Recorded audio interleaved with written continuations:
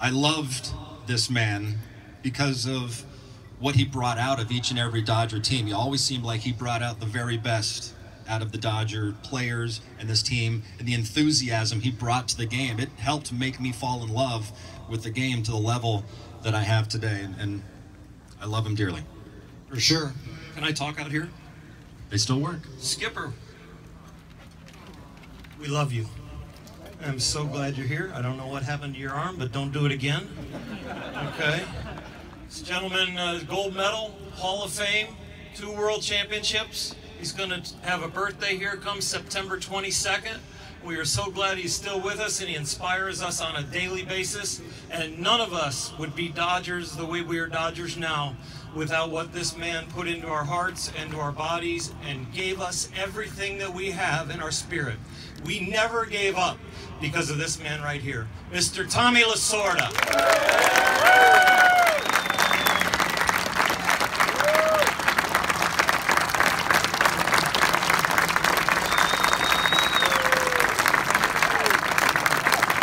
Dave, has there been any big surprises for you with this team this year? Not just the run itself, but just everything collectively?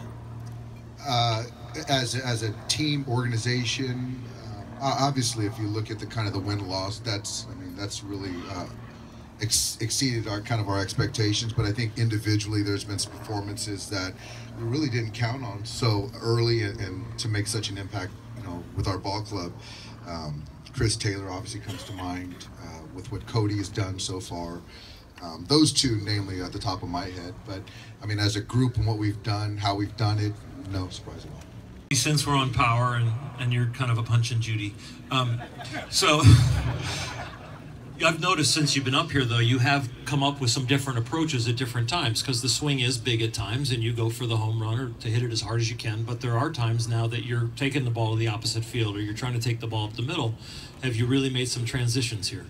Yeah, I'm trying. I think that was the hardest part, is coming up and not facing the guys for the first time. And then, you see the guys in the bullpen nowadays, everyone's throwing 95 to 100 with, movement and a good off-speed pitch. So I think it took me a little while to get adjusted to it. But like I said, there's a lot of just, studying on what they can throw and what their secondary pitch is that kind of helped me.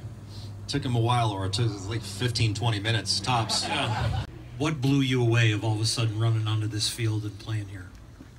I thought the craziest part for me was just playing in front of, here in LA, in front of 50,000 people every night.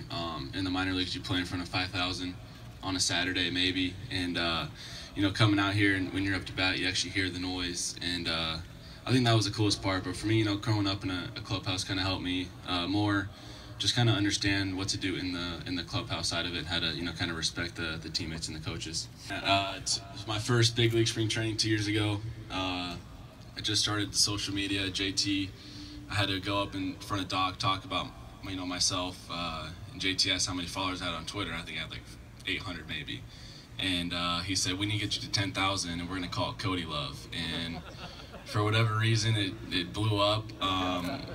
There was a lot of people talking about it, and then when I had the opportunity to put it on my jersey, I couldn't pass it up. So Cody Love it is. How many followers do you have now? Love, huh? Yeah. Wow, to be tall, left-handed, good-looking. Huh? Better watch out. The Kardashians are going to be coming after you, big guy. How many, hey, Billy, how many followers you got? Huh? How many followers you got now?